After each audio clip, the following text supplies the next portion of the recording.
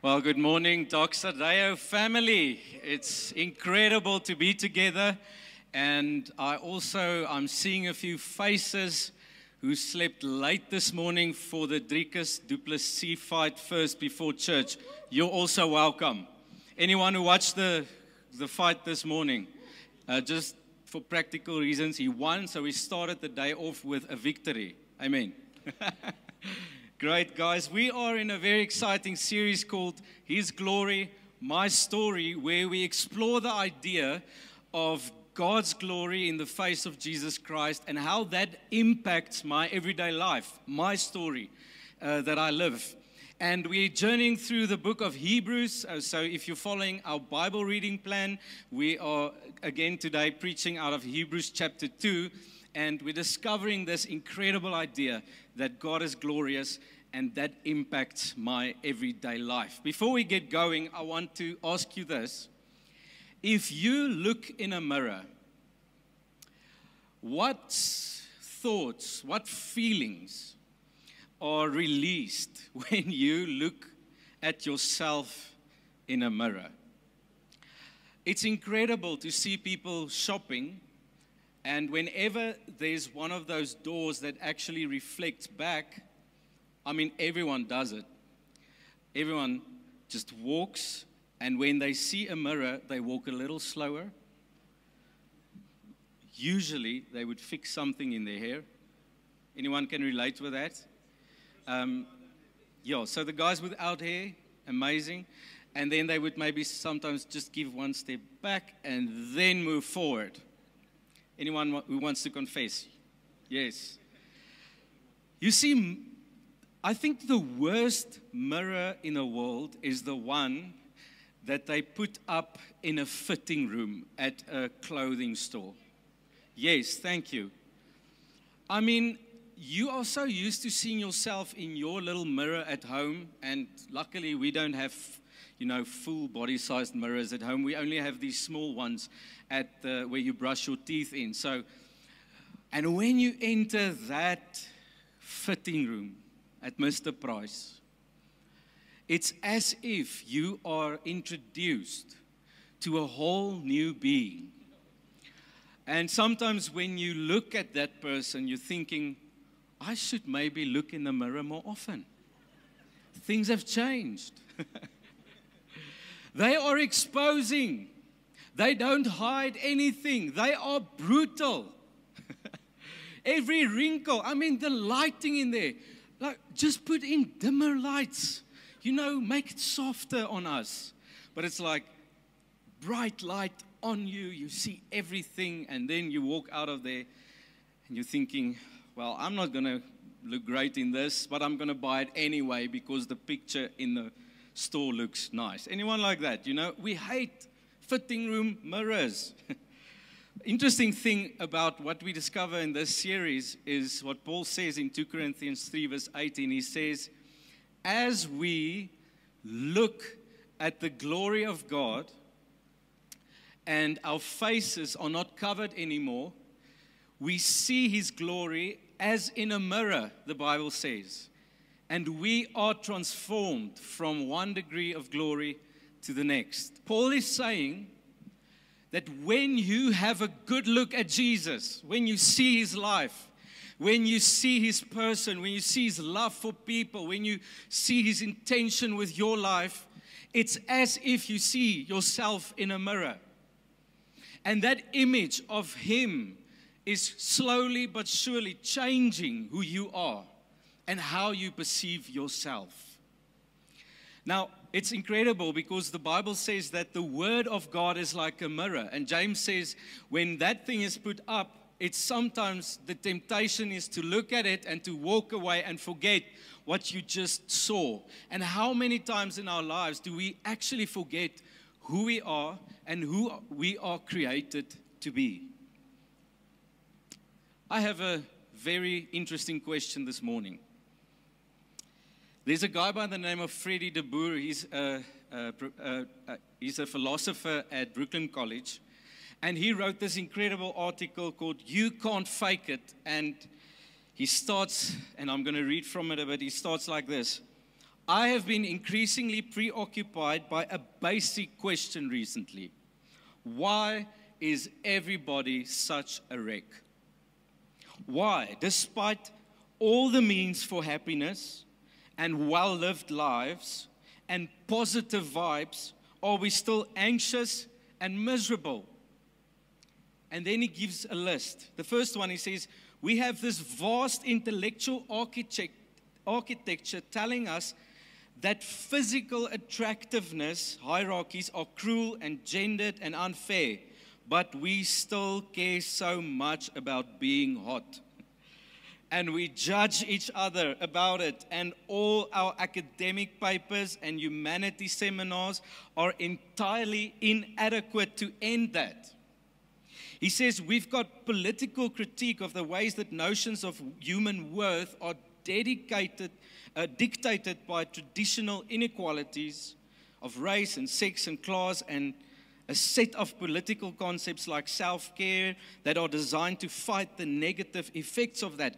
We've got a self-help culture that constantly counsels that everyone is a ray of brilliant and unique light that alone can shine the way through a dark world. We've got an increasingly woke world of marketing and goods that sells its products by selling you to yourself. I mean, the guy says, I pass a gym sometimes that used to have a sign that says, join the body acceptance movement. Neglecting the fact that if we all accepted our bodies, there would be no such thing as a gym. He says, we've got all the social media tools to craft and perfect and share an idealized version and vision of ourselves, curated and managed to the millimeter, so that we can present exactly what we want to present, to put out our best with digital precision. And then he says, but none of it works. He says, I've known people in my life who were the most outwardly secure and confident, who never betrayed a hint of doubt or guilt or remorse, who projected cool at all times, who were quite popular, who received plaudits and positive affirmations from all others, who were academically and professionally successful, who had money and respect, and who cultivated the kinds of micro-celebrity that are common to contemporary life. And yet, the flow of life revealed that inside, they hated themselves fully. And with a bitterness that I can't imagine enduring at any time, let alone all the time. None of that stuff mattered. None of it could, at the core of self-hatred within, they could never fool themselves. And well, I wonder, isn't this the human condition? You see, underneath that notion of self-hatred, or what we call an emptiness in life, there lies a truth beneath that, and it's called distance or disconnection from God. It's so interesting that the first two people in the Bible, they were walking with God, they were experiencing His glory, they were friends with Him, they could hear His voice, they could be with Him and see His glory. And then the devil comes onto the scene and he just asks this question: is God really so glorious? I mean, He's withholding stuff from you. He does not want you to have the same glory and knowledge as He has. Here's a better way. You can become glorious. God doesn't want you to be glorious. Here's a better way. Eat of the fruit that I will give you. And the exact opposite happens. Adam and Eve lost their glory. They were naked and ashamed. They lost access to God Himself. And the story of humanity from that place forward is a quest to get the glory of the human race back. To feel important, to feel loved, to feel worthy, to feel impressive. And we have tried everything in the human history to get that back. We've tried medical science, we've tried psychology, we've tried sports, we've tried everything under the sun to fill what we call this gap of self-hatred in our lives. That is the human condition. Paul says, Romans 3, we all know that scripture 23, it says, for all have what? Sinned and fall short of the glory of God. We said last week, the glory of God means the weight of a person, a weighty person, a respectable person, a person of honor. And sin has caused us to actually fall short, to lose that original created glory that God had in mind for the human race. Adam and Eve lost it. Throughout the ages, we've been trying to get it back. Hebrews chapter 2, if you want to read with me, Jesus comes onto the scene. Hebrews chapter 2, verse 14 to 18, you can read with me on the screen as well. He says, because God's children are human beings, made of flesh and blood, the Son, Jesus, also became flesh and blood. For only as a human being could he die. And only by dying could he break the power of the devil who had the power over death. You see, up until that point, before Jesus was born and he was hanging on a cross, people was so afraid. They were so afraid of death because they are separated from God. You know, Adam and Eve did not have that kind of fear because they were in God's presence. It's only under the rule and the slavery of the devil that people fear death. We also know that the Son Jesus did not come to help angels. He came to help the descendants of Abraham. That's the human race. Only in this way could he set free all who have lived their lives as slaves to the fear of dying. Therefore, it was necessary for him to be made in every respect like us, his brothers and sisters, so that he could be our merciful and faithful high priest before God. A high priest is, in this sense, someone that represents people in the face of God. Then he could offer a sacrifice that would take away the sins of people. Since he himself has gone through suffering and testing, he's able to help us when we are being tested. Or in the ESV translation, it says, in our weakness. You see, Jesus had to become a human being, fully God, fully man, to represent us, the fallen race of Adam, in front of God. He came as a man, but he was God himself. The Bible speaks of him as the last Adam. You see, in Adam, what happened was all of humanity were included in that reference of lost glory. You were not there, but it happens to you because you are part of the bloodline of Adam. Welcome to the club. You thought your prehistoric grandfather was also van der Merwe. No. You come from Adam and Eve. Jesus was the last Adam. In essence, he says that in Adam, everyone has lost glory, but in me, Jesus Christ, I'm the last Adam, meaning I'm ending the bloodline of death, the bloodline of being afraid for death, the bloodline of sin. I'm ending it. I'm the last Adam, and I am declaring that there's a new season, the season of being in Christ, of being part of the Godhead, being in unity with God himself again. You see, how did he do it? He died on a cross. He carried all of our sins, the separation between us and God. He carried on himself. He sacrificed himself by breaking He broke the power of the devil by sacrificing himself. And now it says he did that all so that he can help us in our weakness. When we have that feeling of emptiness, that feeling of self-hatred, he can actually help us. He has sympathy in our struggles, in our weakness, in our suffering.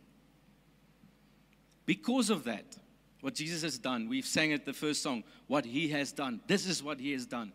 He ended the bloodline of Adam and he renewed us in himself. We carry his DNA spiritually. What does that mean for us today as people who follows Christ? It's simply this: a new identity.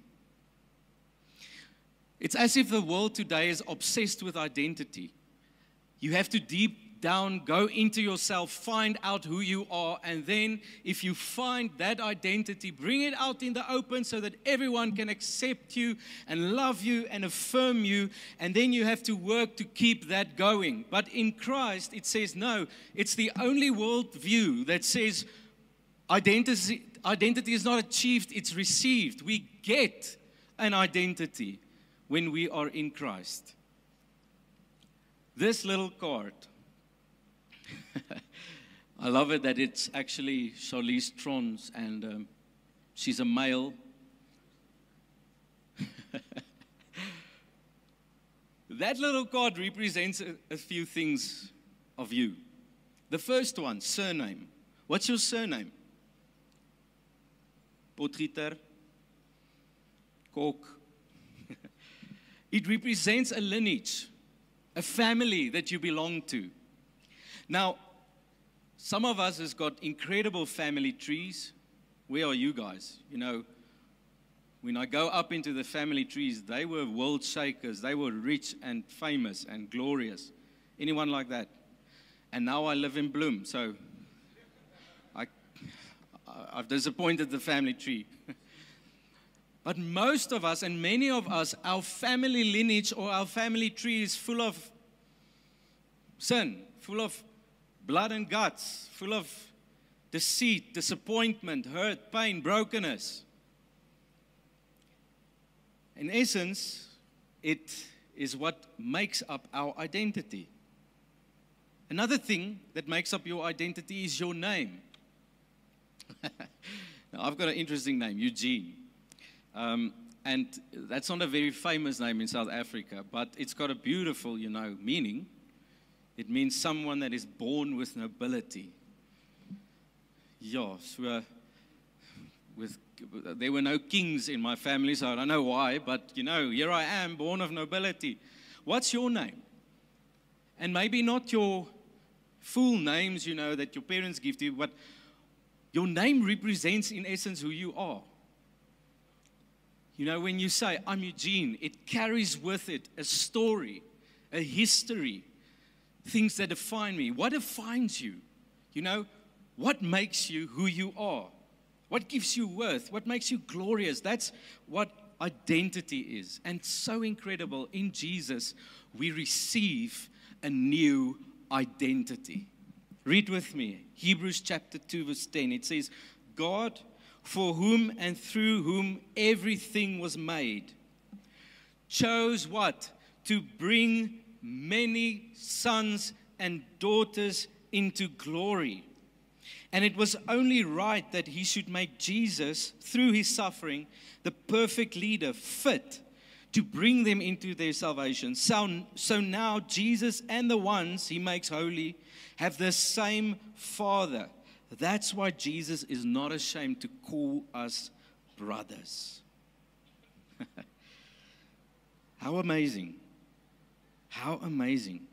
The loop of our quest for glory is closed. Jesus brought us again into the glory of Christ. And now he calls you what? Son and daughter. He says Jesus and we have the same Father. God the Father. I don't know the story of your father. Maybe you had an incredible father. Maybe you had a disappointing, hurtful father. But the fact of the matter is, The biggest reality of your life is not your earthly parents, but it's the fact that your life started in the heart and mind of God. Long before that, you have a heavenly Father. He is faithful in love and care. He's generous, thoughtful, interested in all you do. He's respecting of you, your individuality. He's training you. He's wise in guidance. He's always available. He's helping us to become fully who we are in Jesus Christ. You have a new family. You know, we have a saying in our family, and I teach my boys that, you know, our surname is Lombard. It's a French surname, Lombard. And I would teach them, you know, no. Lombards, we don't do that. You know, anyone like that? Us Lombards, we don't give up. We fight till the last breath. You know, and maybe you had a bit of a bad family history. Your surname is maybe, I don't know, Van Tonder. God helps you. You know, and your grandfather was a bad man. Now your father is a bad man. Now you also the small Van Tondertjie with an attitude and anger problem and what. You see, in Christ, that bloodline of Adam is complete. It's done. You have a new reference, a new source of where you come from. It's God the Father. You are in His family. But not only that, you have a new name. He calls you by the name son, daughter. It's incredible. In the Greek, there are 3 words used for children or sons and daughters. The first one is teknon. It's a general term of children. You know, I have children. But then there are 2 specific words. The one is nephios, which means immature child. And then there's the one huios, means mature son. The one that will inherit, the one that will carry the family line. And in the Jewish tradition, and we're not so familiar with that, there's a celebration moment that they call bar mitzvah, where they have a son or a daughter that's about 13, 14 years old, and they have the celebration moment where they no longer just a nephios, they are a huios. In other words, they not only just this immature child, they have become a son, a daughter of the Father that carries His name, that will inherit everything from Him. He's an heir of the Father. In Christ Jesus, you have become a son and a daughter of God, an heir of the Father, one that has access to Him, no longer distance, no longer do you feel distant, you know God is up there watching you. No, He's with you. You have access to His presence. You have confidence. You have an assurance that you are His. The Bible says the Holy Spirit, it echoes in our hearts that we are His. We belong to Him, but we also have an authority. When you walk into your workspace, it's not just Eugene that walks in there. I mean, I represent my Father.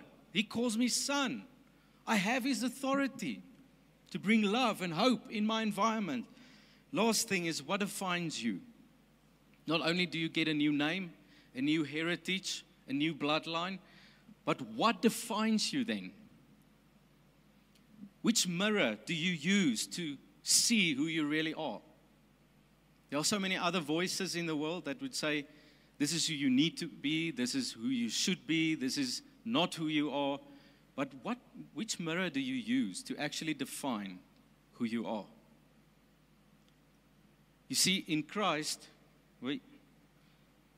this mirror is doing his own thing. Okay, let's just turn him around. This mirror wants us to see who we are. The fact of the matter is, the mirror that we now use is not the voices of the world, the opinions of others, our lineage, our family line. It's this one thing, what God says about you. My question today is, do you know what God says about you? Do you know who you are? Who you are created to be on this planet? Or are you still living in that space of emptiness and self-hatred where you're not sure who you are, so you're trying to bring things to your life that would define who you are? I can bring the good news today. You are in Christ. You are His son. You are His daughter. You are the beloved of God. You are chosen, the Bible says. You are His masterpiece, the Bible says. The Bible says you are loved eternally, unconditionally. No matter where you are, what your past is, where you came from, God loves you because He made His God. You are a child of the light. You are secure. You are understood. You are complete. You are an heir of God. You are valuable. You're a friend of God. You are precious. You are forgiven. You are blameless. You are fearfully and wonderfully made. You should be much more happy than that if you know this is true. Do you know who you are?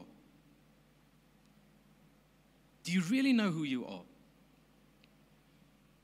Which mirror are you using? Lies of the enemy? Things that people said about you? Or are you looking into the glory of Jesus so that you can reference who you are? There's this beautiful story in Scripture about Peter. The Bible says his name was Simon. And then God came onto the scene and gave him a new name, Peter. And we're all like, why did Jesus do that? You know, no, it's like He doesn't call him Simon anymore. He now calls him Peter. You know, if you go back into the Greek language, the word Simon is the word for flat-nosed one. So when he was born, his family was around, you know, the hospital table, and they thought, let's call him the one with a flat nose, because he has a flat nose. I mean, what's your, you know, little name that your family calls you? Ball of fire, you know. Short-tempered one, you know. The one that screams. What's your, you know, that special name that your family has for you? Or your wife? Or your husband? God comes onto the scene. Jesus steps into Peter's life and He says, Peter, with this discovery that you have made, Peter in that moment sees Jesus, and it's actually for the first time he understands that Jesus is God. He's God in human flesh to come and restore, to come and reconcile humanity to Himself. And in this moment, Jesus says, you've seen it. Now I call you Peter. That means rock. I think that's a better name. Rock. Flat-nosed one. Rock. In Christ, we have a whole new reference of who we are. You see, if you actually receive that new identity in Him, you will live your life completely different. In moments of self-doubt, in moments of, you know, self-hatred, in moments of loneliness, in moments of rejection, it's that moment where you start looking in the mirror of God's Word and you say, I'm not defined by what people say about me. I am defined by the truth of God's Word. I want to ask the worship guys to join me, and maybe this is not new to you. You know already that, you know, in Christ I'm a new creation. I have identity. But maybe this morning something deeper stirred within you as you realized that the God who made everything is interested in you. that He sent His Son into the world to restore what has been lost in the beginning, and will restore everything in the end. Maybe you're seeing for the first time in the mirror of God's Word, I am loved. I am accepted. I am His. I belong to Him. I am not like my mother, father, grandfather, grandmother. I have a new name. I have a new lineage. I belong to the family of God.